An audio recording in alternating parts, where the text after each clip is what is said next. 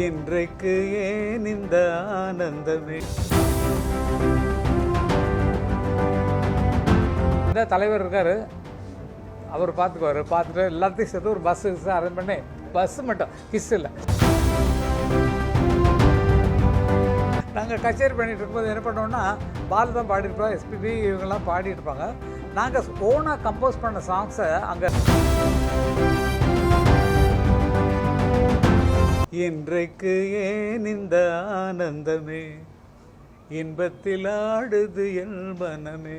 என் மனம் மட்டும் இல்லை, எல்லார் மனமும் ஆனந்தத்தில் மகிழ்ச்சியாக கூத்தாடிட்டு இருப்போம். அப்படி எதுக்காகனா, ஒரு நல்ல விஷயத்தை சமுதாய சேவைக்காக செய்யக்கூடிய ஒரு நிறுவனத்திற்காக அதை பார்த்து நான் போயிருக்கேன். அங்கே போயிருக்கேன், ரொம்ப நாள் ஆச்சு. இப்போ அவங்களாம் இருக்காங்களா இல்லையான்னு தெரியாது எனக்கு. இருந்தாலும் அவங்க மிகுந்த அருமையான சேவை செஞ்சிட்ருக்காங்க. அதை பார்த்து என்னுடைய நிகழ்ச்சியின் மூலமாக உங்களுக்கு உதவி செய்யணும்னு சொல்லிட்டு யூகே முரளி அவர்கள் வந்திருப்பது எனக்கு ரொம்ப ரொம்ப சந்தோஷம்.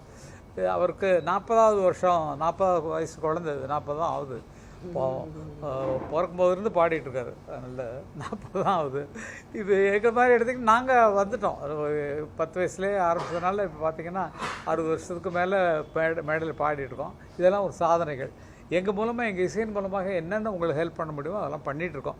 அமர் சேவா சங்கமெல்லாம் நாங்கள் 2-3 ப்ரோக்ராம் பண்ணி கொடுத்து அவங்களுக்கெல்லாம் ஆரம்பத்தில் அவங்களுக்கெல்லாம் நிறைய பண்ணோம். அது மாதிரி நிறைய நிறுவனங்களுக்கு ஃப்ரீயாகவே நாங்கள் பண்ணி கொடுத்துருக்கோம். ராமகிருஷ்ணா மிஷன்லேருந்து எல்லாத்துக்கும் பண்ணி கொடுத்துருக்கோம். அது ஒரு பெரிய பாக்கியம். நாங்கள் என்ன தான் துட்டுக்கு சம்பாதிச்சாலும் இந்த மாதிரி ஒரு நல்ல விஷயத்துக்கு அது போகுது அப்படின்னு சொல்லி நினைக்கும் போது அதில் இன்னும் எங்களுக்கு மகிழ்ச்சி நிறைய ஏற்படும். முரளி சொன்னார், நீங்கள்லாம் அதை பார்க்கணுன்னு.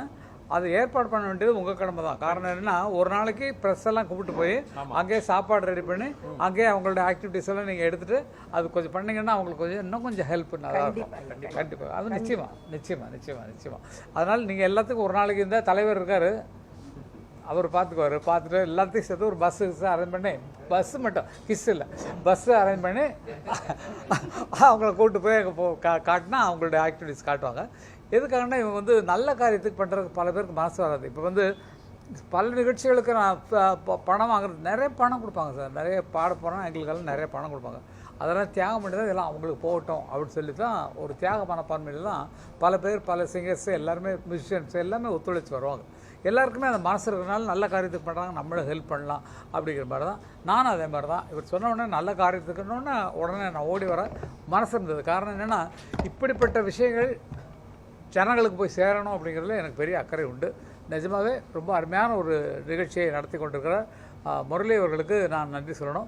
அவர் வந்து இசையமைப்பாளராக மாதிரி 10 படங்கள் இசையமைத்திருக்கிறார் என்று கூறியிருக்கிறார்.